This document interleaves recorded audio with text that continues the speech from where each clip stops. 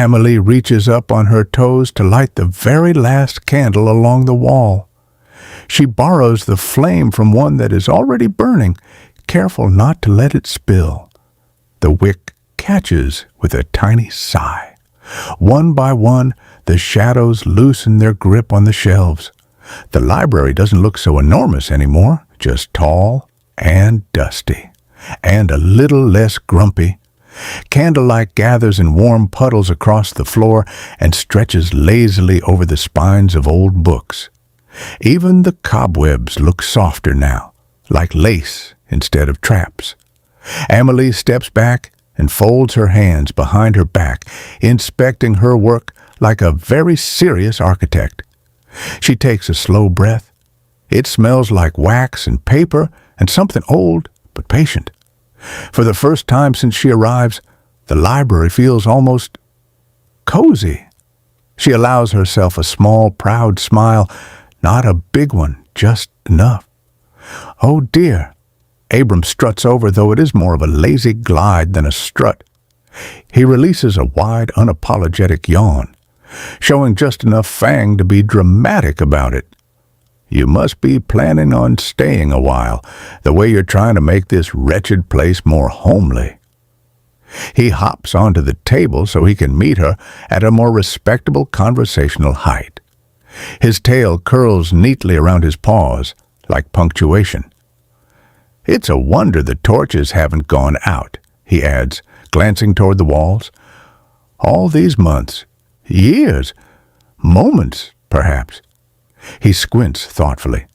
Time is terribly indecisive in here. He taps the table once with his paw. "Still, I suppose it does look less like a crypt now." "You can clean the cobwebs now," Amelie says, lowering herself to her knees with a small sigh. The stone floor is cool, but not unfriendly. She folds her legs beneath her and rests her hands in her lap, like she plans on staying a while. Abram recoils as though deeply wounded. "Now you have overstepped, princess," he scoffs, tail flicking once in offense. "Illumination is one thing, manual labor is quite another." He begins grooming one paw instead, pointedly unhelpful. "I do wonder," he continues after a moment, glancing around the brighter library, "if anyone else will randomly tumble down here as you did. It has been a while." His ears tilt thoughtfully, though a while is a rather flexible term. He pauses, studying her. "What would you be doing right now if you weren't in here, princess?"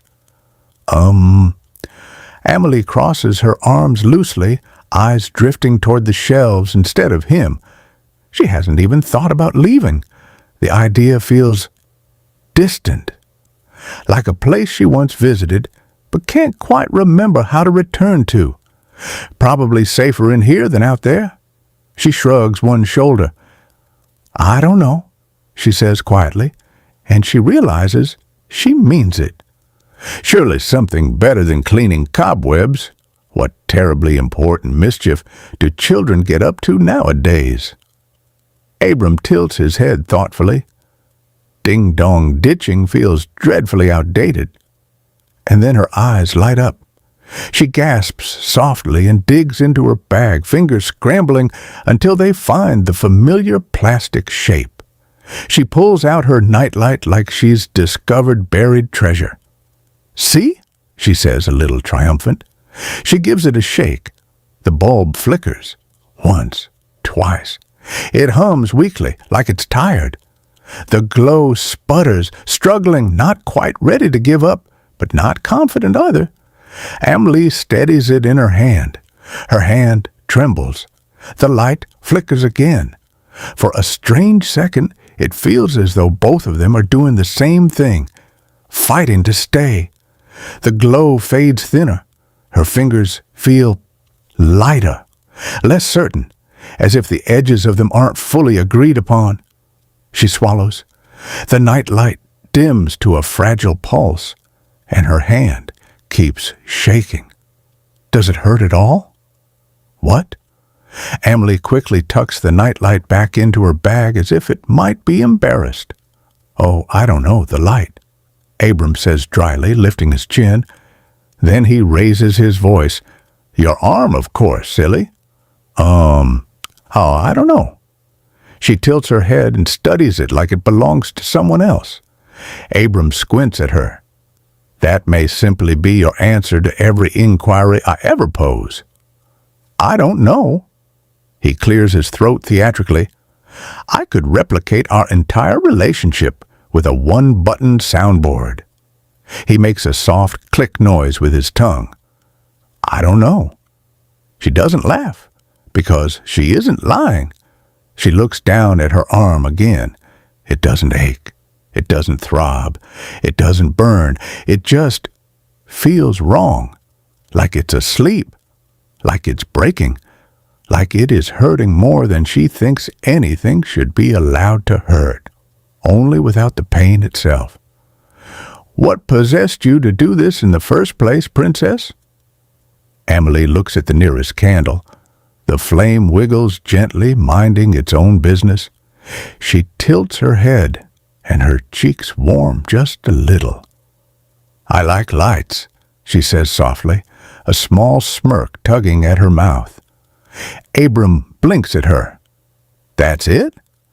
She shrugs, watching the flame lean and straighten again.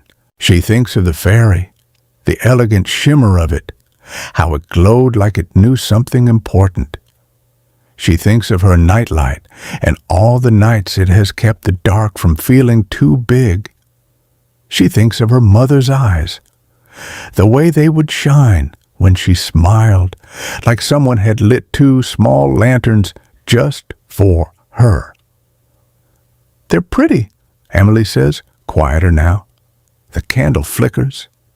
She doesn't look away. "Well, I've seen some pretty things, but nothing will be as pretty as that computer when we figure out how to fix it. And if you can find the will to admit that I, Prince Abram of the Al-Hadir family, might just be the most dashing, charismatic, and intelligent figure you have ever been graced enough to be around." He closes his eyes, putting his head upwards proudly. "Then I can show you my master plan." He opens one eye after a moment of silence to make sure she's listening. "Sure," she says softly. That'll do. Come." He jumps from the table, strutting slowly towards the checkout desk where the hibernating librarian snores. Look close at the open drawer on her desk," he whispers, as if trying not to wake her. A book, looking absolutely ancient, peeking out, as if trying to reveal itself to them. As Prince of Gambling himself, I am definitely willing to wager that book has something to do with her, and I have no other leads on how to fix the computer, so go get it, he orders. Amelie steps over, holding the body of her feet up, using only her tippy toes. She waves her hand in front of the woman's face, and the woman doesn't respond. She reaches toward it, slow, careful, eyes flitting between the book and the librarian like it might bite. "I got it," Amelie whispers, scurrying far away from the desk on quiet feet, trying to hold her breaths inside. "Well done, Princess," Abram says happily. "What does it say?" She lays the book down on its face, the cover wobbling as if it wants to peek back open. The Garden of Forgotten Things. Abram squints at the back text, as if it has personally offended him. His tail flicks once, twice, like punctuation. A place for things that were abandoned, is it? How terribly sentimental. He leans in closer, reading with exaggerated seriousness. Objects learning to breathe again. Wood remembering hands. Toys waiting to be played with. He snorts softly. I have seen worse premises. His eyes narrow. But gardens that watch, gardens that remember. He taps the text with a careful claw. Things that grow in darkness rarely grow for your benefit. It's going to be dark, she says, clutching her bag close like it might keep the dark from noticing her.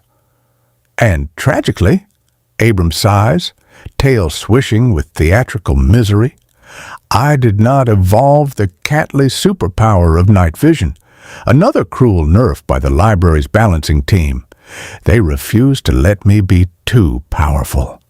He rolls his eyes. Are you ready, Princess? She swallows, her gaze drifting uneasily to her arm. Abram's ears flick. Compose yourself, he says loftily. We will be perfectly fine. He steps closer, lowering his voice just slightly. I am here this time, and no oversized, witless spider brute would dare challenge my presence. His paw settles over her hand, light but firm. She draws in a slow breath, steadying herself beneath the warmth of it. Then she nods, small but certain. Carefully, she opens the book to a random page. The pages shudder beneath her fingers. Ink bleeds from the letters, lifting in thin silver threads that hover for a breath before snapping inward toward the spine. The air tightens. The torches gutter low, their flames stretching thin as if pulled by an unseen tide. Light spills from the crease of the pages, not bright, but deep and endless, like the inside of a star. It pours over her hands first, cool and weightless. Her skin pales to a soft Luna white where it touches, turning translucent at the edges. The floor tilts. Shelves bend inward. Dust rises and hangs, suspended, frozen in the glow. Her feet leave the ground without warning, her stomach dropping as if she has stepped off something much too high. The light spreads, winding around her body in quiet ribbons. Her outline blurs. The world folds. The book snaps shut. Everything disappears. It's done. And then it hits her. Cold, wandering wind brushes against her face as though it has nowhere else to belong. The darkness thins. Her eyes flutter open, lashes heavy and wet, the world blurred behind a veil of tears. Fog stretches in every direction, thick, dark gray, swallowing the ground and sky alike. Above it hangs a full moon, bright and watchful, resting high in the night as if placed there with careful hands. The wind never stops. It hums and howls all at once, a steady buzzing that fills her ears completely, leaving no room for anything else. Well, Abram remarks dryly, tail flicking as he gestures with his chin, they do not appear particularly welcoming. He nudges closer to her side, urging her gaze forward. Beyond them stretches a quiet graveyard, bordered by low stone walls that barely rise above the mist. The walls are worn and uneven, their edges softened by years of restless wind. Inside, the ground is a patchwork of dirt and scattered pebbles, dull and lifeless beneath the moonlight. Gravestones crowd the earth in crooked rows, some leaning into one another, others half sunken, as though the ground has been slowly swallowing them. The names carved into their faces have been worn smooth by time and weather, leaving only pale blank stone behind. At the very center stands a single gray stone building. It is small and square, with no windows and no carvings to soften its shape. There is no ivy, no cracks, nothing decorative at all. Only a plain wooden door rests at its front, dark against the pale stone, closed and waiting in silence. Amelie feels her heartbeat quicken as they draw nearer. The space does not feel empty. Objects move quietly through the graveyard, as if they live full and private lives here. A small clock with two tiny legs wanders through the grass, carefully gathering pieces of paper that the wind keeps pulling away from it. Its hands twitch and spin in uneven jerks, as though it cannot decide what time it belongs to. A teddy bear sits against one of the gravestones, patiently pushing soft white stuffing back into a tear in its arm. When it finishes, it smooths the fur down with slow determination, even though the fluff slips out again. Further down the pathway, a tiny doll walks with measured steps. One eye is missing entirely, and the other hangs loosely by a thread, swaying each time she moves. She continues forward without stopping, as though she has grown used to seeing the world that way. Amelie stays close to Abram, her fingers curling slightly at her sides. Nothing here is loud, nothing is chasing them, but the quietness fills her with unease. "Well," Abram says dryly, "this is delightfully unsettling. I was beginning to worry we might encounter something cheerful." His ears tilt toward the teddy bear. "And here I thought my childhood was complicated." Small papers drift everywhere like slow, confused snow. The wind nudges them along the ground, then lifts them again, carrying them in lazy circles. They are no bigger than the slips inside fortune cookies, thin and pale and whispering against each other as they pass. Amelie watches one spin toward her. She reaches forward suddenly, quick and certain, snatching it from the air the way a bear catches a fish from a rushing stream. The paper crinkles softly in her fingers. In gardens grown from things we could not keep, the broken drift beneath a silver sky, they hold the words we buried far too deep and whisper them where quiet gravestones lie. Yet even here, where abandoned sorrows start, a trembling light insists upon the heart. She lays the paper in her pocket, reaching out to grab another. We laid our shining treasures in the stone and watched the earth decide what we could keep. The door of grief unlatched when left alone, and something stirred that was not quite asleep. For what we bury does not disappear. It only waits until we draw it near. Hello, little one," Abram says, reserved for once, peering down at the doll hopping toward them on a single leg.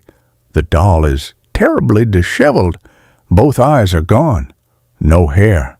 Its clothes hang in thin, torn strips. One leg is missing entirely, clutched in its small hands as it wobbles forward.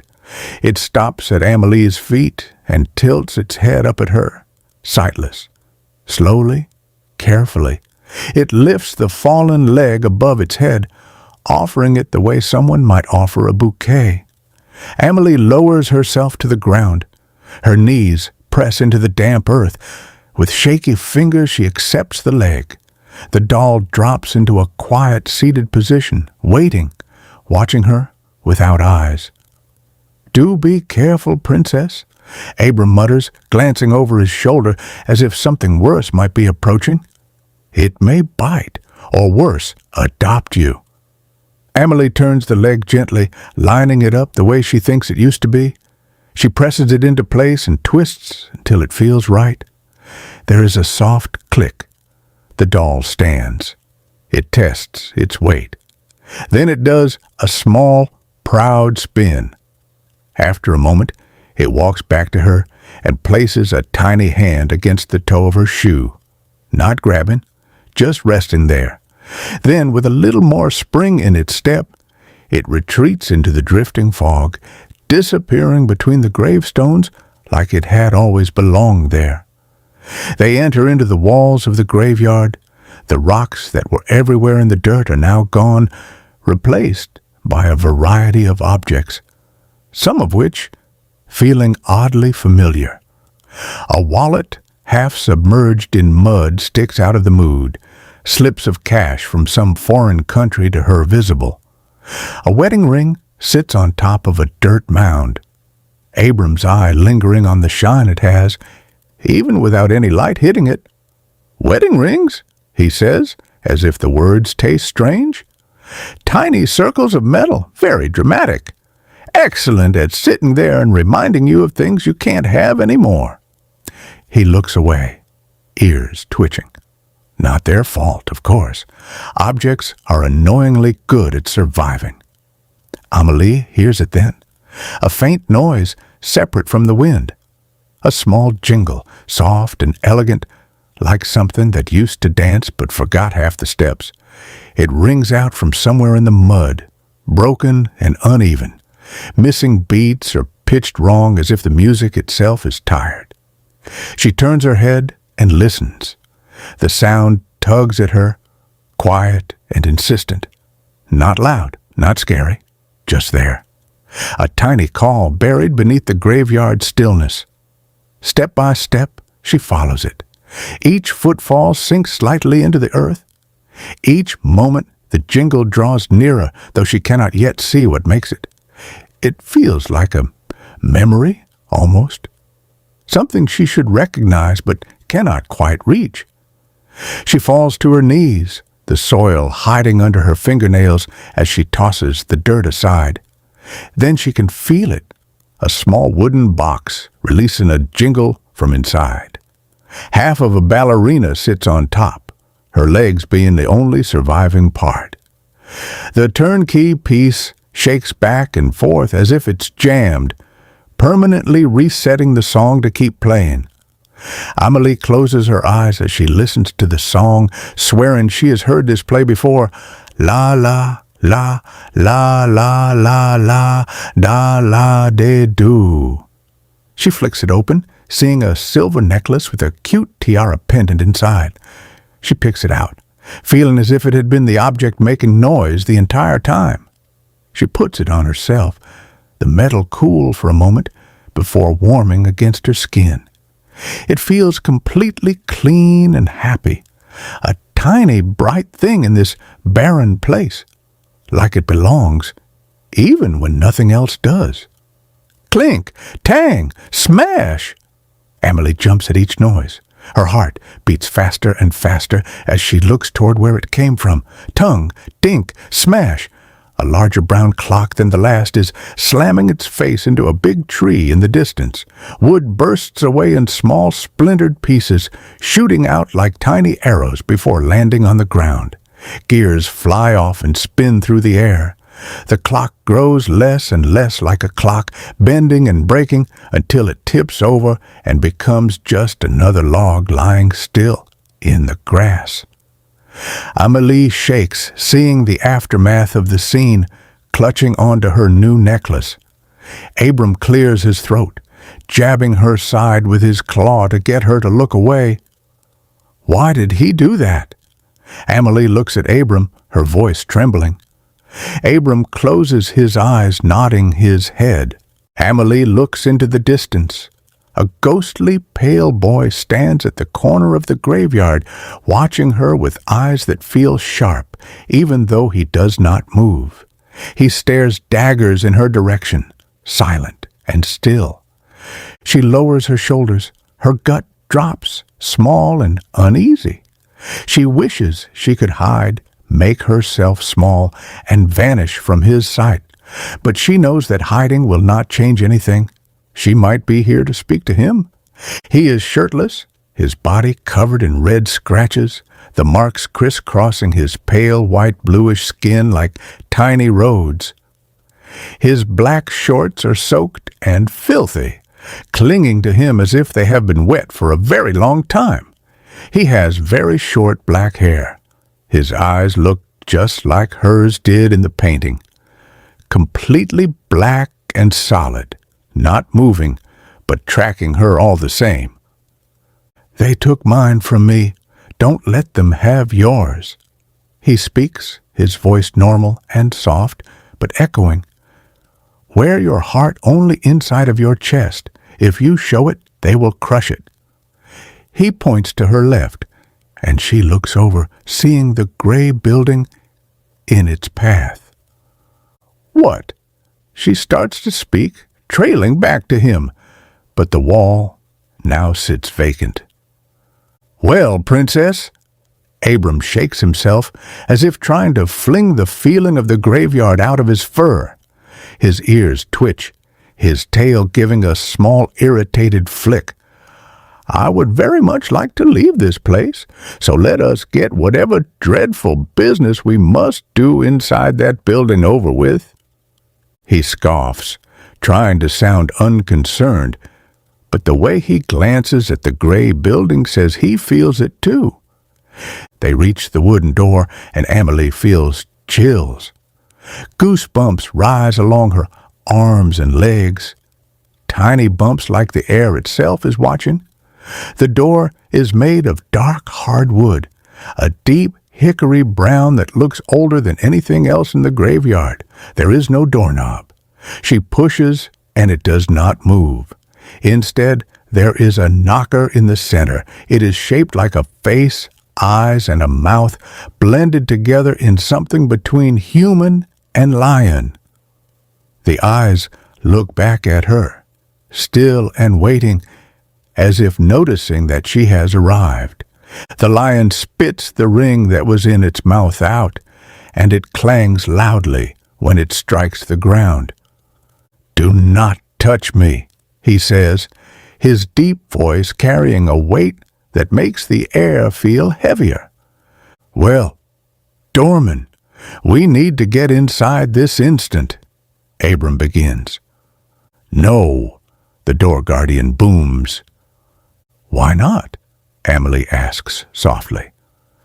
"I do not knock any more," the lion says, voice booming and serious. "And I absolutely do not want to be touched. I have a strict no petting policy, no scritches, no pats, no accidental brushing of hands. This is a professional door arrangement." Abram blinks at it. How dreadfully antisocial. We were only planning to enter, very quietly, like civilized people. The lion glares. Or at least, it looks like it glares. Hard to tell with a door face. "No," it repeats. Amelie bites her lip. "We can not touch you?" she offers, as if negotiating with a particularly stubborn cat. The lion's mouth twitches, not quite a smile, not quite anything. That would be preferable. "So let us pass hastily." Abram starts to walk forward. "No," the lion huffs. Amelie reaches down, grabbing the silver ring, feeling it being oddly gross and wet. She raises it back to the lion's face, who snaps towards it, threatening to chomp down with metal teeth onto her hand. "Touch me not, little girl. You will face harsh reality." The lion closes its eyes, pushing his face away. Amelie drops the ring, making a fist and preparing to pound on the door itself. "I'm warning you, girl." His eyes fill with rage. Amelie smacks the door with her knuckles, a quiet, rhythmic tapping. The lion giggles softly, all the deepness and power draining from its voice. "Stop! No more! No more!" It continues. Amelie knocks again, the wood forming and squirming in the same fashion that a belly rumbles. "Okay, okay," the lion giggles. "Go, go, get away from me." The door swings open, the lion laughing so much it has to catch its breath. The entire atmosphere switches the second they step inside. The wind disappears and the door creaks as it draws shut behind them. The room has no lights, yet it is faintly visible, like the memory of a place rather than the place itself. It is vast, stretching farther than it should, no walls in sight, no ceiling to measure. It simply goes on and on, ending only in an empty blackness that waits. A tall figure stands near what feels like the center. It is large and unmistakably present, a black silhouette, as if someone's shadow had become a living thing. The void black shape floats slightly above the ground, its pure black hands rising upward. Its head is a smooth mannequin-like form with no eyes or facial features at all. The space where its stomach should be is a swirling black hole, an unintelligible void surrounded by thick whitish smoke that seems to move without air. The rest of its body blends into the darkness, making it difficult to tell where the figure ends and the room begins. Amelie stutters forward, pausing a few moments between each step. Her eyes never once leave its body. Her hair seems to float into the sky around her from the figure's wind, the figure being more and more divinely lit up by a light that doesn't exist. The figure's hand clenches, then opens, pointing. Its gesture forces their eyes to the right. In the distance, a dim light rains small beams over two grave sites already dug, stones standing at attention. They tip and step toward it. The ground beneath them feels strange, as if it has forgotten how to exist. No pavement, no dirt, nothing to disturb, yet it supports them all the same.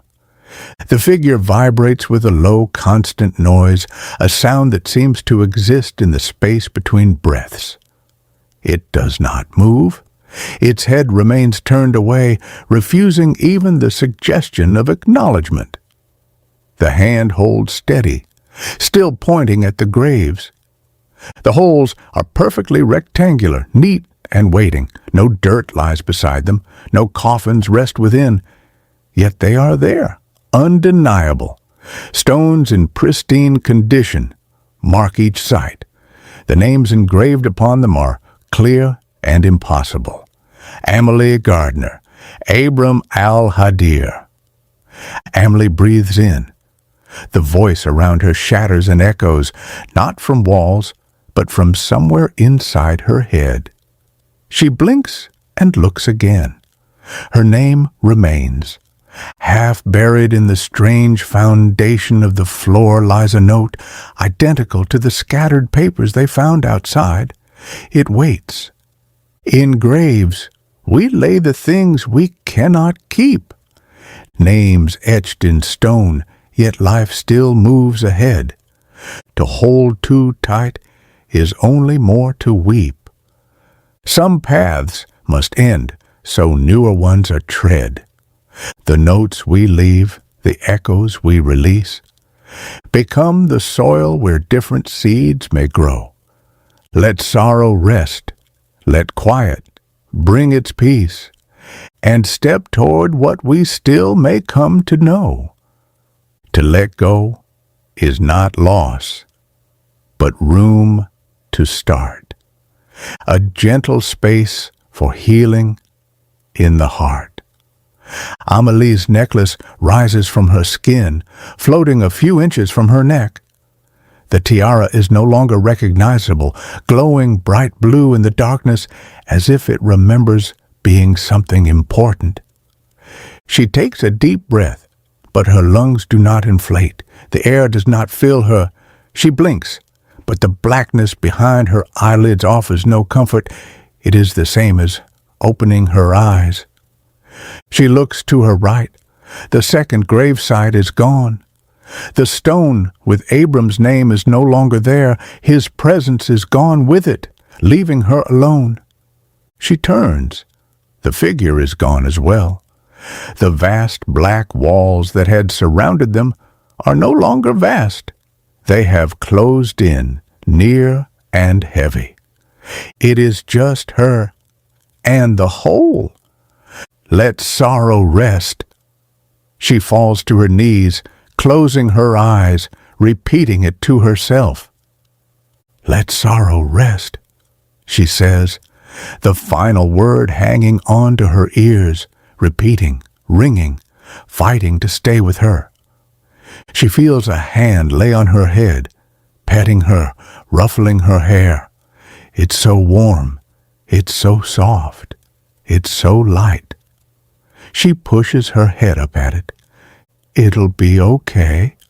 A woman's beautiful, soft voice caresses her ears. Da-da-dee-do. I am here, little star. I am holding you, Close your eyes, it is safe for a while. You are my world, my sweet little smile. The night cannot stay. Even the dark will eventually fade away. I will sing till the morning comes near. You are loved, you are safe, I am here. Da-da-dee-doo. If you are scared, I will sing next to you. Bittersweet moments, they come and they go. But my love is a light you will always know. The woman sings to her, her soft voice freeing Amelie of every ounce of stress she held secretly close to her heart, releasing every ounce of rage Amelie has held in her palms all these years.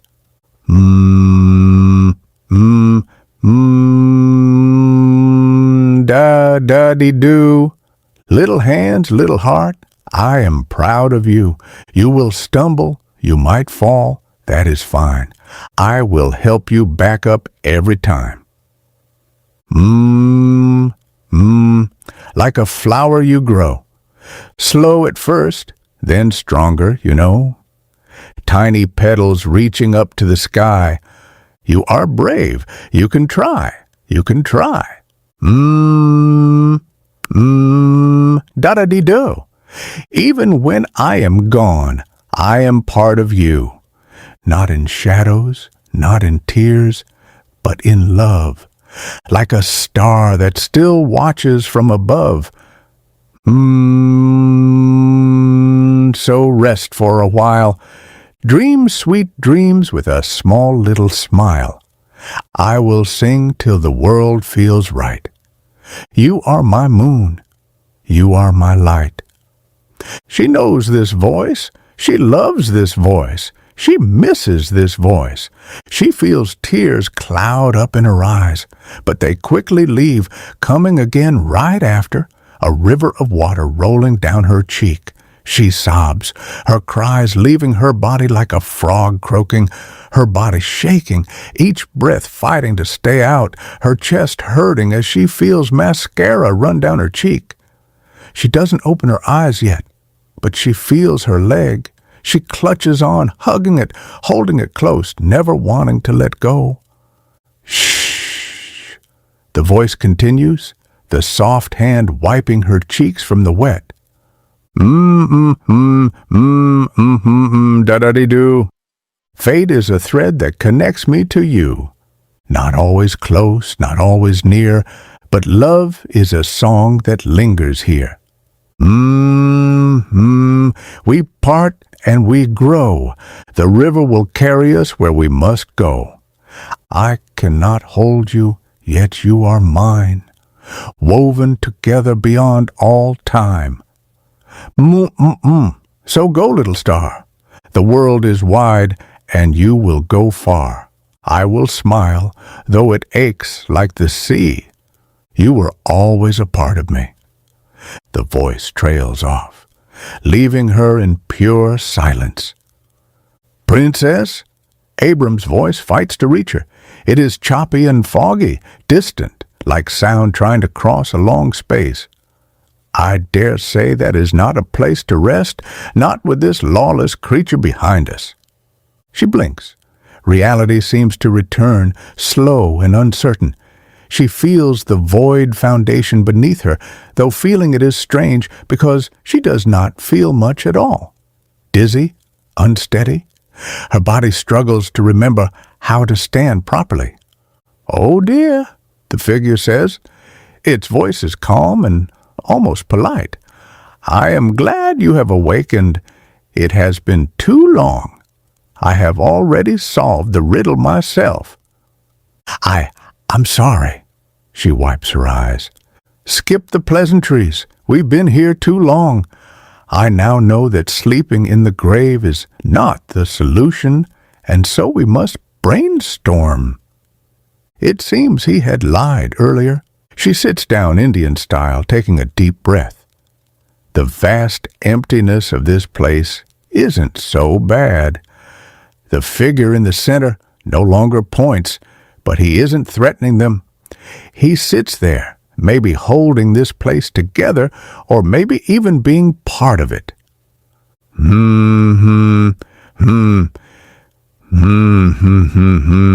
Dum-dum-dee-doo. Amelie hums her song. This is the first time her head has felt clear in a while. Princess, at once, I cannot bear to be the only one working here. Abram meows, rereading the paper. You will stumble, you might fall. That is fine. I will help you back up every time. She sings quietly to herself. Her hands were always so soft, at least to her. No matter how bruised they got, or how dirty they may have been. Must every dreadful and inconvenient challenge land squarely in my paws? Abram mutters, shaking his head as if the universe has personally wronged him. Truly, it is a conspiracy of the highest order. In graves we lay the things we cannot keep, she continues the song, looking forward. In graves we lay the things we cannot keep. She repeats again, feeling her necklace still floating. I dare say maybe this was not a finished book. Mayhaps it wasn't meant to be solved, Abram complains in the corner. Amelie's eyes light up, and she hops to her feet, storming over to the open grave. She unclicks the necklace, giving it one last look as she drops it into the grave. The necklace's light flickers one big light, one last time before it dies off, the grave turning back to fully black darkness. Before she notices, it's fully covered in. The void foundation covers any chance of reaching it again. Why, Princess, how? Abram stomps over, looking downwards. The gravestone plunges into the ground, a portal opening where it once was. Amelie reaches forward, and the portal shrinks, not allowing her to enter. Oh, the horror! It was but a trick. How cruel the world must be to treat me this way. He sits down, ready to give up. It's your turn, she mumbles, pointing towards his gravestone. I, he stutters, looking back and forth. The ring, it knows you have it. She points to the figure looming behind her. Abram opens his mouth to speak, but closes it soon after. It's okay, Amelie whispers. She kneels and pets his head, her fingers scratching gently beneath his ears. Do not worry. Her hand lingers there, small and steady. Sometimes being there is not the same as being meant to stay. And sometimes having something does not mean it is good for you. She swallows, her voice soft but sure. Sometimes losing something is the only way to keep yourself. I already lost everything, Abram murmurs, his voice low and rough, like it does not wish to be heard saying it. They are all gone, Princess. You do not understand. His tail stills, his ears lower just a fraction. The ring? He swallows, pretending he did not. It is an absurd little circle of metal, really, entirely impractical. A pause, quieter now. But when I look at it, I can almost pretend she is simply in the other room, that she will walk back in and scold me for misplacing it. He looks away. It is a foolish comfort, but it is mine. Silence fills the air for a moment. I know, she says simply. Do you feel her with you? Right now? He looks upwards. Yeah. Yes, I do. He closes his eyes. Did you feel her at the library? Amelie whispers. He takes a deep breath. Yes, he mumbles. You don't need the ring for that. She plucks it from behind his paw. "It hurts, Princess. It feels like leaving all over again." He shakes his head. "My mom let me go," Amelie says bluntly. Abram looks over at her, his ears going down. He can't find any words inside his head. "Princess, I'm—" Abram stutters. "The world is wide, and you will go far. I will smile, though it aches like the sea." She sings again. "It'll be okay. She is still out there, just not here." She points to the ring. "I see," Abram says. "Let's go home." She stands up with a smile. Abram looks into the hole, pondering for a moment. He closes his eyes, takes a deep breath, and then paws the ring into the hole. The grave soon after seals itself, the ring long, long out of reach. The portal screams a loud ringing noise, doubling in size and beckoning them to enter in. Amelie pets Abram as he steps through, his tail tucked and his ears down. She looks back at the black hole figure, its head now facing her. It has no eyes, it has no features, but she can tell it's watching her. She closes her eyes, waving at it, before stepping into the portal. The wind pauses, not slows, not fades, pauses. The graveyard exhales one long, hollow breath. The papers on the ground lift at once, not scattered now, but rising together, circling her in a slow and tightening spiral. The notes brush her ankles, her wrists, her cheeks, whispering as they pass. The necklace at her throat hums. The blue light flickers once, twice, then steadies. The graves blur at the edges. The gray building softens, its corners melting into shadow. Even the earth beneath her shoes begins to thin, like paint washed by too much rain. Abram's shape wavers beside her, not gone, just distant. The humming grows louder, not in her ears, in her bones. The sky cracks first. A thin silver line splits it down the middle. Light seeps through the fracture, not warm, not cold, just certain. It pours downward without falling, wrapping around her like silk, pulled too tight. Her feet lose the ground again.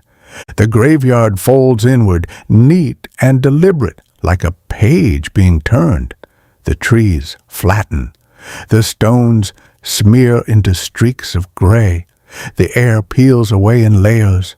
There is no falling, only being pulled through something too narrow for a body to fit. Darkness presses close. A sharp inhale. Then it hits her. "We did not touch it, you big-nosed ogre." Abram's voice booms from somewhere far away, stretched thin and echoing as if it has to travel miles to reach her. Then it snaps closer. "We did not touch it," he shouts again, the grandeur gone now, reduced to a very real and very irritated scream. The colors hit her again, smashing into her skull and bursting behind her eyes. A sharp ache blooms through her head. Cobwebs drip from the ceiling and cling to her cheeks and lashes. She swats at them blindly as her knees strike the wooden floor. A chair leg scrapes. "You touched it?" the librarian says, not loud, not uncertain. The sound of a book closing lands like a gavel. Her eyes look over at Amelie now, studying her. "What did you do to my computer?" the librarian barks. Amelie takes a deep breath, rubbing her head. "With large ears like those, it is quite shocking you failed to hear anything." Abram barks louder. Amelie takes a deep breath as they argue, the noise crumbling together. She sees her mom's tender eyes again, her soft hand clutching onto her own. The beautiful hum she emanated and the safety she made her feel. I will not stand for this, and I will act according to the rules when I find out what you have done. The librarian sits down. What rules do you think a place of no civility like this one could possibly hold? Abram snarks. You haven't even read the rules yet. La la la la la la la, da la da do. Amelie hums, retreating away from their commotion. She keeps humming, because rules can shout, and doors can slam, and grown-ups can argue about what is allowed. But her mother never sang about rules. She sang about love, so she keeps humming.